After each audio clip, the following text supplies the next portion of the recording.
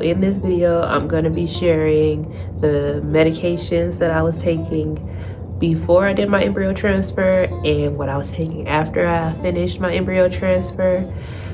And I am going to share some videos with you guys about my embryo transfer. And I'm super excited to share this stuff with y'all, so you guys enjoy. Hello, welcome to my channel, A Black Woman's Surrogacy Journey. I'm Tasha, and this channel is for anyone looking for information about fertility, surrogacy, motherhood, work life, daily life, and you're just gonna follow me on my journey. So the medications that I take were referred to as IVF fertility drugs. Most importantly, I was taking progesterone in oil injections and progesterone vaginal capsules. Those two medications are the most important because they prepare the lining of your uterus for the baby, and they also reduce contractions so that the baby can stay. Because when you're doing surrogacy as a gestational surrogate, the child is not yours, so your body does not naturally produce the progesterone which would be needed for the baby to stay comfortably inside of your womb. I also took other medications such as estrogen patches, which fluctuated depending on what my clinic referred. I went from wearing like 1 patch to like 3 patches every other day. And I started my IVF medications about 2 months before I did my embryo transfer, and I continued them up until I was close to finishing my first trimester, which would be about 11-12 weeks.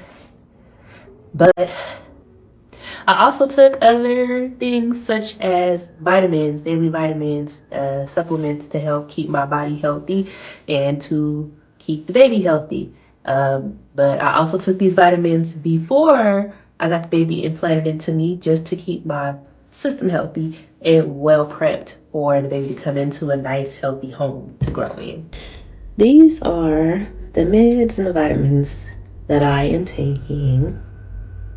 So here we have a vaginal capsule, which is progesterone.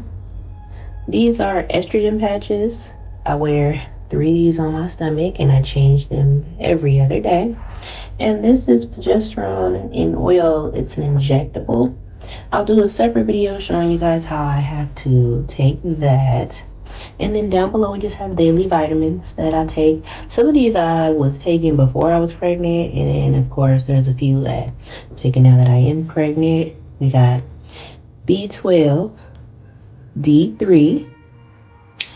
This is what some people consider baby aspirin, but it's really just 81 milligrams of aspirin.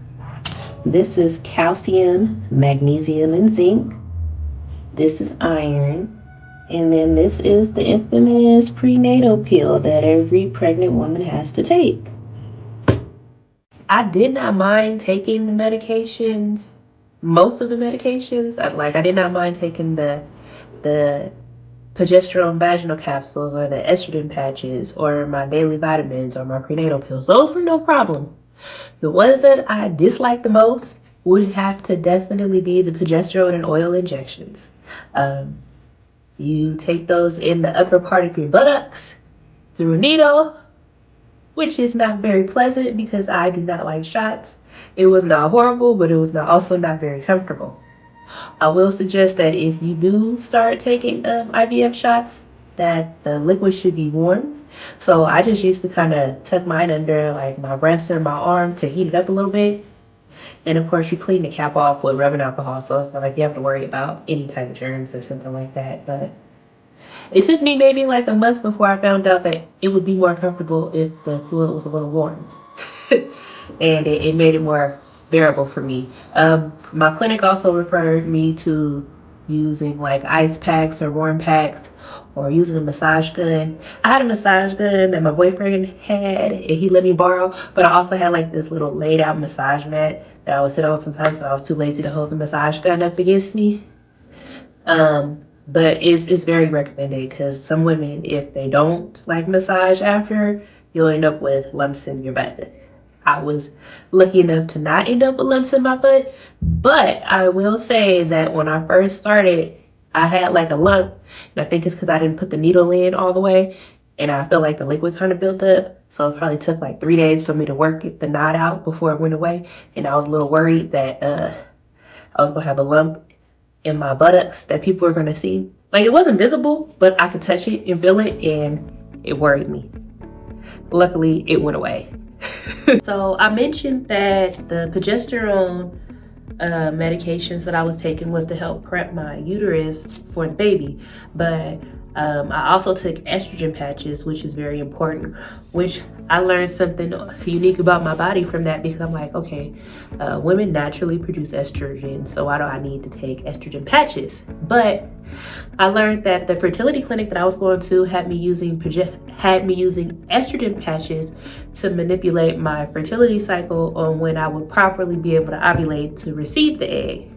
So the doctor had me using the estrogen patches based on the calendar where they plan to implant the baby into me. So after they used it for that, they continued to have me take the estrogen, because estrogen partners well with progesterone to basically create a safe and stable home for the baby to grow in and want to stay. Estrogen and progesterone work hand in hand to create a lovely uterine lining and home for the baby to stay in. So I also took daily nutrient vitamins because of course babies need a nutritious intake to grow, and us as women, we need nutrients to keep us healthy and stable. I don't know if you noticed this little black thing moving over by me, but this is my dog Ellie. Say hi, Ellie. She's a Pembroke Corgi, and I've had her for 5 years. Got her when she was 6, maybe 7 weeks old, and she is the only other baby that I'm having. This is my second child. She's a good girl. But so I am still currently taking daily vitamins, but I'm not taking estrogen and progesterone anymore because I'm currently in the beginning of my second trimester. But let me show you guys some of the medications I took. I have a few videos I want to share with you about how I had injected the progesterone that I want to share with you. So just check them out and enjoy. This is my needle and syringe setup that I use to administer my progesterone and oil injections. I got a big needle on the syringe and a little needle that I reattach to inject into my body so that I'm not poking myself with a huge needle. So now I'm getting ready to administer my medication, and as I previously stated before, I use my body heat to warm up the medication, which allows it to get into my body easier and more comfortably. Of course, I'm going to disinfect it first. So I have 2 alcohol swabs, one for my body and one for the vial. Of course, before I have done any of this, you always need to wash your hands before you take any type of medication. And I don't know if you noticed, I'm in scrubs. So I'm currently on a bathroom break to take my medication, and I'm getting ready to administer. Fun fact, when I do take these medications, I have to rotate which side I'm going to inject the progesterone and oil into my buttocks on. So one day I might do the right side, and the other day I'll do the left side. It also kind of gives my body a chance to recover from being poked on that side. So here I am, getting ready to clean the area that I'm going to poke. And as I had told you guys before, you shoot it right at the upper part of your buttocks. Not right in your booty cheek, just up above a little. So I'm opening the syringe, getting it ready. I like to make sure that my cap is twisted on tight. You draw it back to the amount that you need to take with air first, and I'm supposed to do 1 milliliter. This is the second needle that's actually going to go into my body. So the needle that's on the syringe helps the medication get sucked up from the vial. it's thicker, and you don't want to poke yourself with this one because it's going to hurt more. I mean, all needles hurt, but that one's thicker than the one that's going to go into my skin. So I shoot the air in, which allows for the medication to fill into the vial easier. And I want to fill it up to 1 milliliter. And the less air that I have in the syringe, the safer it is to inject into my body, because injecting air into your skin is not safe. So I like to try to make my measurements as precise as possible, because each bottle that I have is meant to allow me to have 10 doses of this medication. And if I'm off by a little bit, then that means that one of my doses might be over or under by 1. So here I'm switching the needles out, getting ready for the most important part. See, this needle is smaller. This is the one I'm going to poke myself with. You want to squeeze a small amount of the liquid to come out, and that just ensures that there's no air. So I'm going to, y'all see me struggling? I'm going to poke this right above my buttocks, and I like to either take a deep breath in or breathe out really hardly, and then it just makes me feel like it hurts less. The struggle is real here. I'm trying to get in position so that I can push the fluid in, but as you can see, it's not as easy as it looks. And I have to do this every night.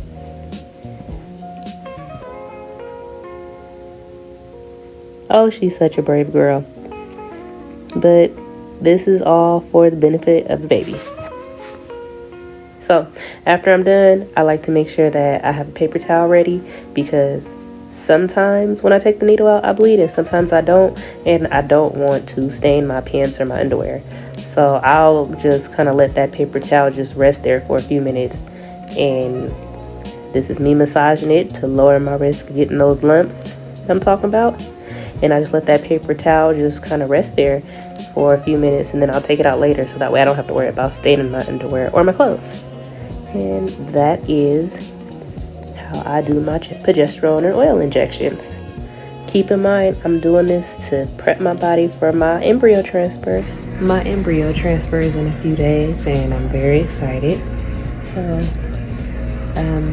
I didn't get to record a lot, but I have a small amount of videos and some pictures I want to share with you guys. So my agency ended up flying out me and my boyfriend to LA. We stayed at a super nice hotel. This is a small little clip of the hotel that we stayed at, and I thought it was nice. I was comfortable while we were there, and we had a really nice view. It even came with complimentary breakfast, and Hollywood Boulevard was like walking distance, so it was a nice little tourist area. I enjoyed myself. I think we were out there for like a total of 3 days. I had to have 1 day out there to stay and rest. Like, I couldn't walk around or do anything. I just pretty much stayed in the room and ordered DoorDash. This was me about 2 hours before my embryo transfer. But before we jump too far ahead, let me give you a better description of what an embryo transfer is. So there's a few steps that are required for an IVF's embryo transfer. So far before I ever arrive in a lab, my intended parents' sperm and egg are combined together to create a fertilized egg. This fertilized egg is going to grow and develop for between 3 to 5 days. And I believe that it's frozen to stay fresh and prepared for me for the day that I'm scheduled for my embryo transfer. So my job is to take the estrogen and progesterone to prepare me to properly be able to hold their fertilized egg. Once I arrive at the fertility clinic, which I will be getting my embryo transfer at, I am put into a miniature surgical room where they can see on the screen an ultrasound of my uterus, and the doctor is going to use a small catheter to insert the fertilized egg into my uterus. They use the ultrasound to make sure that they're placing it in the right area, and to also make sure that the baby doesn't end up stuck on the catheter. This procedure is not painless and it only takes about 5 to 10 minutes. And after they insert the embryo inside of me, I have to sit and relax for about 10 minutes and wait before I can do any real physical movement. And then I'm good to go back to my hotel room and just relax. Now, I have heard a lot of superstitions where women who get embryo transfers eat McDonald's French fries and it helps the baby stick more. And I took it upon myself to be safe and get me some McDonald's French fries so that my baby could stick more. And it worked for me, so I'm not saying it's scientifically proven, but a lot of people talk about it on Instagram and TikTok, and I took that advice and it helped me, so I'm just saying, I'm not a doctor, but it worked in my case, and it worked in all them other girl cases on Instagram and TikTok. On top of eating the French fries, my surrogate agency sent me these good luck sticky socks to help the baby stick. So now I'm at the fertility clinic, about to get changed and get ready for my procedure. And this is my boyfriend, my support partner, and we just getting prepped up, and he's looking over the rules and pretending to be my doctor. A handsome doctor though, right? This is me in the surgical room looking at the ultrasound. The doctor is getting ready to insert the embryo into my uterus.